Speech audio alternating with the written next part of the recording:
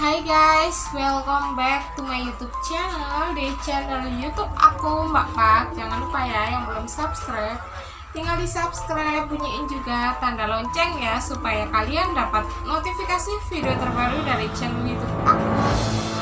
Oke guys, di video kali ini karena ini tuh udah hari ini hari Sabtu, jadi sebenarnya buatnya itu hari Rabu sama Jumat, jadi malam Kamis dan malam Jumat, tapi berhubung kesibukan jadi nggak konsisten banget uploadnya tuh nggak konsisten ya, uploadnya udah kan hari itu ya, tapi nggak bisa karena juga sibuk. Oke, jadi ini aku akan ngebawain cerita di vlog kali ini tuh nggak vlog bersih-bersih atau family time, cuma cerita-cerita horor ya guys ya. Ini ceritanya nih judulnya Dusun Angker Korban Berjatuhan. Jadi ini aku ngambilnya ini dari cerita kumparan.com, jadi http kumparan.com gitu ya. Oke, ceritanya tiba-tiba tuh ceritanya gini, apa-apaan nih kok gelap aja.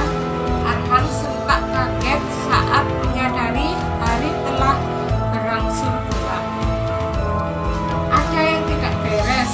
Ini bukan malam hari, tapi ada seseorang yang mengawasi kita. Jadi tuh Arhan itu merasa bahwa ini tuh ada apa nih kok gelap, padahal ini tuh bukan malam hari. Dia tuh merasa kalau ada yang mengawasi dia. Terus ada seseorang yang mengawasi kita. Orang itu pasti sangat sakti. Tukas Pak Tohar seraya memutar pandangannya. Jadi Pak Tohar ini bilang kalau ada yang mengawasi kita dan orang itu sangat sakti ya. Firasatku mengatakan orang-orang gelap itu yang sedang mengintai kita, kata Cayut saat melihat kelebatan banyak siluet di antara pepohonan yang memisahkan antara posisi ia dan kawan-kawan dengan rumah-rumah dan kamar tersebut. Berarti orang-orang itu bukan berasal dari dusun Pak Ihsan. Lalu dusun ini Pak Ihsan tidak pernah mengatakan bahwa ada dusun lain yang tidak jauh dari dusun yang ia pimpin, tukas Pak Tohar. Jadi ada dusun lain gitu ya, bukan termasuk dusun yang dihuni mereka. Menyipitkan kedua matanya melihat ke arah tempat siluet yang sedang bergerak cepat di antara pepohonan. Tidak, sebaiknya kita tinggalkan tempat ini, bahaya, ujar Arkim seraya bergegas diikuti yang lainnya. Mereka segera meninggalkan tempat itu ketika dirasa keadaan menjadi mencekam karena kehadiran kelebatan sosok-sosok gelap itu. Jadi di tempat itu, di antara pepohonan itu banyak siluet yang kayak seliweran dan kayak seperti ada yang mengintip. Namun kemudian tiba-tiba terdengar suara mendesis yang datang di antara belakang diikuti suara jerit Cayut yang tengah berlari dari Dani bersama Dani maksudnya. Cayut tiba-tiba jatuh tengkurap setelah menjerit. Semua orang lantas menghentikan langkahnya. Kemudian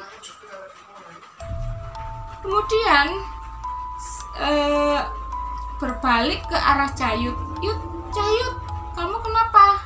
Pekik Arkim seraya menghampiri rekannya yang kini tengkurap dalam kondisi lemah. Astaga, dia terkena panah, pekik Arhan. Jadi si Cayut ini terkena panah ya.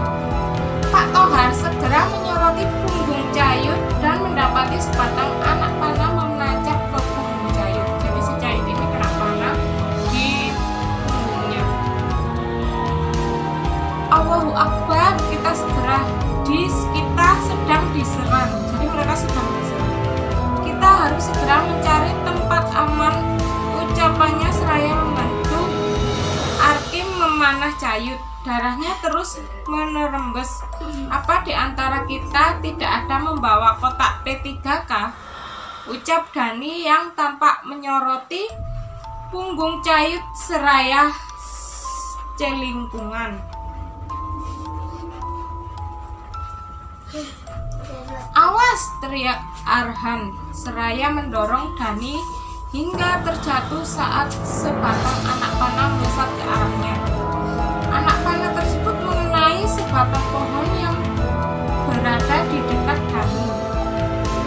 Di saat mereka hendak mencapai tepian sungai kecil, mendadak beberapa sosok gelap bermunculan menghadang. Mereka semua menodong Pak Tohar dan kawan-kawan menggunakan berbagai jenis senjata. Beberapa antaranya yang datang di belakang langsung memukul jatuh Pak Tohar dan yang lainnya. Jadi mereka langsung menyerang dari belakang, langsung memukul dari belakang gitu ya. Dalam keremangan kayak remang-remang gitu. Saat itu Pak Tohar diseret oleh beberapa orang pengepung dalam kondisi di wajahnya hingga ujung kaki dipenuhi tetesan darah. Laki-laki itu terlihat tidak berdaya saat orang-orang semi telanjang tersebut membawa melewati gerbang dari tumpukan batu yang mengarah masuk ke perkampungan itu. Teman-temannya tidak kalah menderita dari dia, mulai dari Arkim hingga Dani dalam kondisi yang serupa dengannya.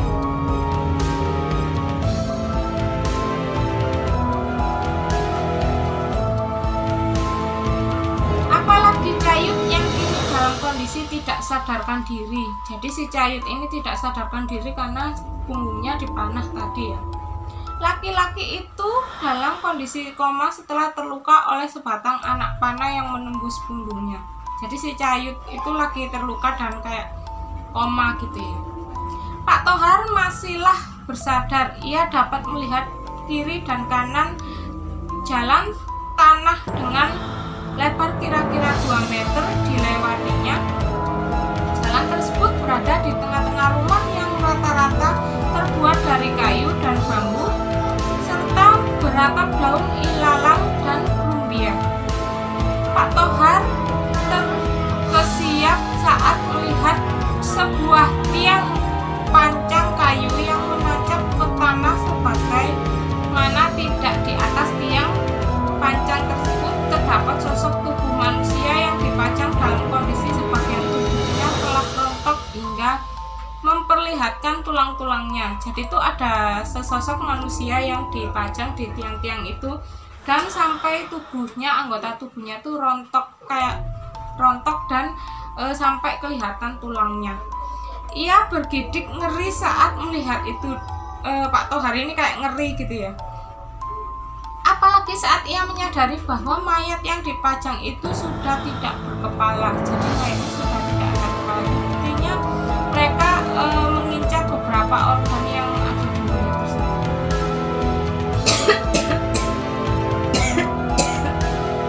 Minum dulu guys.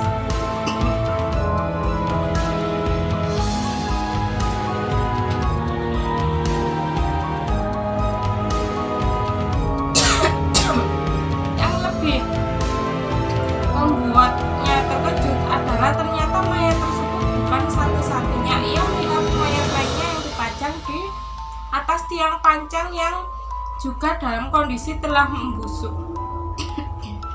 Jadi mayat-mayat ini tuh sampai membusuk gitu ya. Mayat-mayat yang telah dipajang rata-rata sudah tidak berkepala. Namun bukan berarti semuanya ada satu kepala, namun terbungkus semacam kantung yang terbuat dari karung goni. Mayat yang satu ini lebih terlihat jelas karena adanya sebuah obor yang menyala tepat di seberangnya. Tidak lama kemudian, orang-orang dari dusun angker itu tiba di depan sebuah bukit kecil yang sebagian puncaknya berupa dataran rata. Tampaknya bukit tersebut sengaja ditata seperti itu dengan tujuan tertentu. hadapan bukit yang dikelilingi rumah-rumah itu mereka berhenti sejenak. Setelah salah seorang dari mereka berlari memutari bukit tersebut, iring-iringan yang membawa Pak Tohar dan yang lainnya melanjutkan langkah menaiki bukit tersebut. Dalam keremangan saat itu mereka mengikat buruannya di bawah tiang pancang yang jumlahnya sama dengan jumlah buruan, yaitu 5. Salah seorang dari menyalakan beberapa obor yang telah tersedia di bukit tersebut. Obor-obor tersebut kemudian menerangi tempat itu. Terlihatlah orang-orang yang kebanyakan adalah laki-laki hanya mengenakan pakaian yang minim, bahan bertanda mereka adalah suku primitif yang memiliki peradaban yang terbelakang. Jadi di dusun terangker ini tuh kayak suku-suku primitif yang memakai kayak yang telanjang dan memakai kayak daleman yang cuma tertutup gitu aja ya. Ia membawa sebilah senjata sejenis parang yang tampak berkilat terkena cahaya dari obor yang menyala. Mungkinkah ia akan mengakhiri hidup Pak Tohar menggunakan parang tersebut? Namun yang jelas ia terpaku saat seorang kakek yang muncul sambil membawa sesuatu wadah seperti mangkok, tapi terbuat dari tanah liat atau gerabah. Kakek itu juga membawa sebuah tongkat kayu yang dengan gagang seperti kepala ular kobra. Jadi tongkatnya itu seperti kepalanya ular kobra gitu. Kakek yang semi telanjang seperti orang-orang dusun angker itu terlihat komat kamit seperti membaca mantra. Jadi kakeknya ini seperti semacam kayak petuah yang orang yang pinternya di dusun itu ya. Ia membaca mantra. Ia kemudian mengacungkan tongkatnya ke udara. Jadi ia kayak seperti mengacungkan tongkatnya ke udara gitu. Selanjutnya ia menghampiri orang-orang yang tengah bersiap menghabisi buruannya, yang dalam hal ini adalah Pak Tohar. Ia memberi isyarat serupa gerakan tangan ke depan leher, ya artinya habisi dia.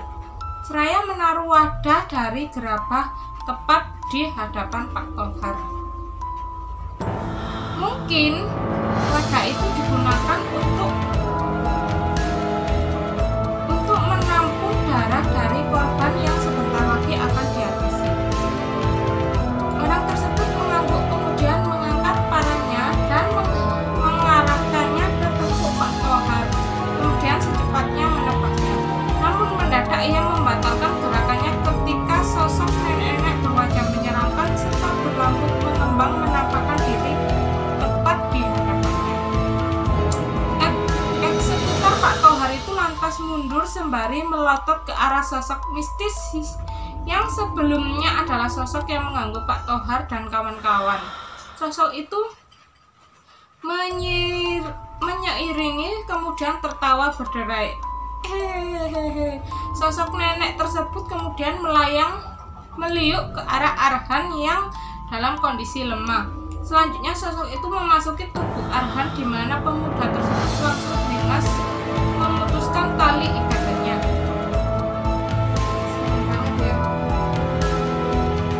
Jadi itu ceritanya bersambung ya guys. Jadi ini tuh pasti ada kelanjutannya, usulnya itu tadi dan bersambung. Ini part 8 yang saya baca karena aku tuh kayak penasaran, tertarik. Aku tuh tipe orang yang kayak mau lihat sesuatu tuh baca judul tuh langsung tertarik gitu. Jadi aku setelah membaca judulnya tuh aku kayak langsung tertarik gitu. Jadi inti dari cerita ini tuh ada suatu dusun angker, mereka bilangnya tuh angker karena di situ banyak korban yang berjatuhan, yang ada korban yang dusun tersebut itu dihuni sama suku-suku yang primitif. Suku yang primitif itu ini saya nggak tahu ya tepatnya di mana, kayaknya ya di Indonesia. Aku juga nggak tahu ceritanya ini fakta atau cuma fiktif aja, cuma karangan aja. Aku nggak tahu sih, belum baca semuanya. Yang jelas suku ini tuh suku yang kayak kayak orang-orang yang sakral